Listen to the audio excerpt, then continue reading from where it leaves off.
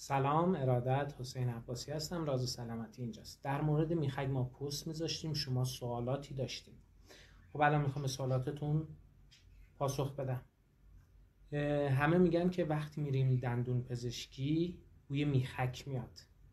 بله خب این درسته. یه ماده به نام یوژنول، تلفظ لاتین و توی فارسی اوژنول فکر کنم نوشته میشه، که ماده اصلی میخک، روغن میخک اون ماده رو داره، عصاره های میخک اون ماده رو دارن.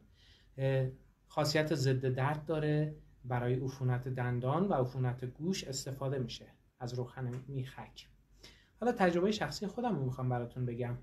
من توی سنین کودکی راهنمایی بودم تقریبا. از میخک برای میخچه پام استفاده کردم. چجوری؟ حالا مثلا میگم طب سنتی، ما از بچگی با طب سنتی عجین بودیم.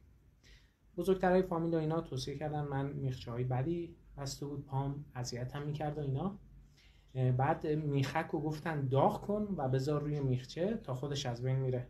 توی کمال تعجب من میخک حالا به سختی اون موقع گیر میومد، مثلا دوباره مردم رو آوردن به طب سنتی، در دسترس همه نبود. میخک رو داغ کردم، گذاشتم روی میخچه و بعد از یک هفته خودش از بین رفت.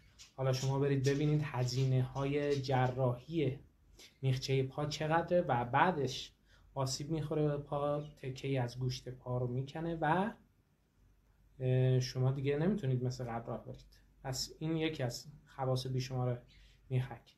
حواستون باشه تبش بسیار گرم و خشکه. کسایی که مثل من، مثلا من خودم دموی هستم، گرم‌ترم، کسایی که گرم مزاجن توی استفادهش دقت لازم رو داشته باشن. در مورد استفادهش گفتن میتونید دم بکنید. دم کردنش چجوریه؟ 1 لیتر آب با 10 گرم میخک، به همین میزان میتونید استفاده کنید. ممنون، خدا نگهدار.